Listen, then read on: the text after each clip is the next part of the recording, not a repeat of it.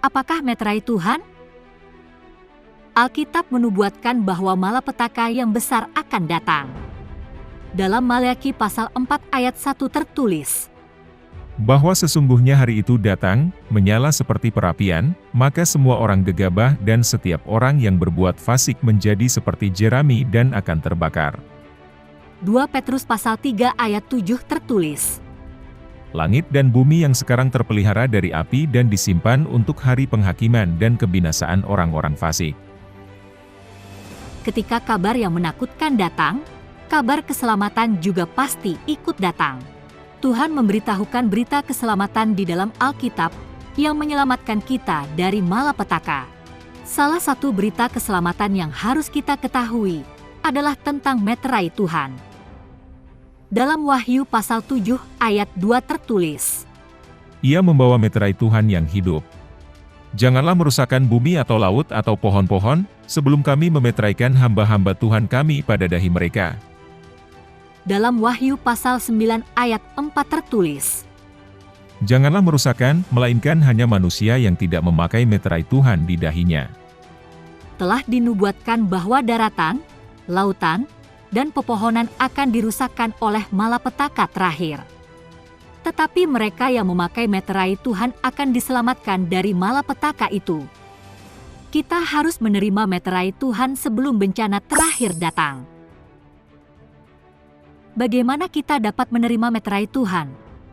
Dalam Yohanes pasal 6 ayat 27, ada tertulis, dialah yang disahkan oleh Bapa, Tuhan, dengan meterainya. Di sini, dia menunjukkan Yesus.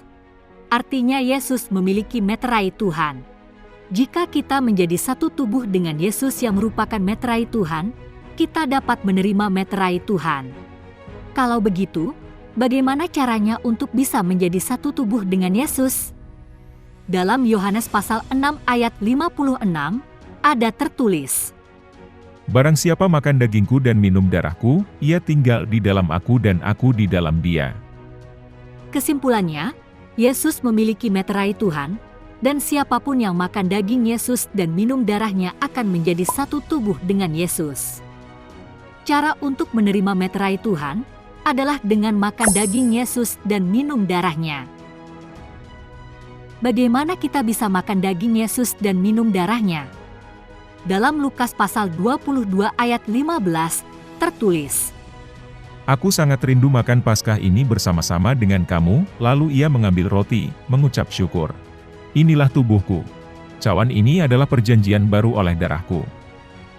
Yesus merayakan Paskah perjanjian baru bersama murid-muridnya pada malam sebelum dia menderita di kayu salib. Apakah yang dimaksud dengan roti Paskah?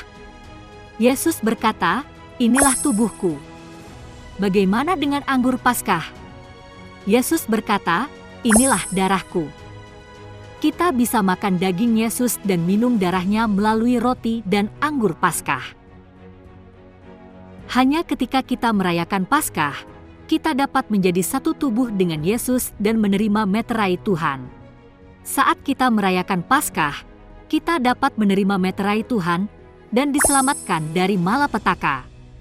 Apakah kita benar-benar bisa diselamatkan dari malapetaka ketika kita merayakan Paskah? Mari kita mencari tahu melalui sejarah yang tercatat di dalam Alkitab. Dalam Keluaran pasal 12 ayat 11 ada tertulis, itulah Paskah bagi Tuhan. Tidak akan ada tulah kemusnahan di tengah-tengah kamu. Kamu harus merayakannya sebagai ketetapan untuk selamanya. Dia berjanji bahwa jika kita merayakan Paskah, malapetaka akan terlewat dari kita. Paskah adalah hari raya Tuhan di mana malapetaka terlewat dari kita. Demikianlah, Paskah adalah meterai Tuhan yang membuat kita terhindar dari malapetaka. Marilah kita merayakan Paskah perjanjian baru yang merupakan meterai Tuhan dan diselamatkan dari malapetaka.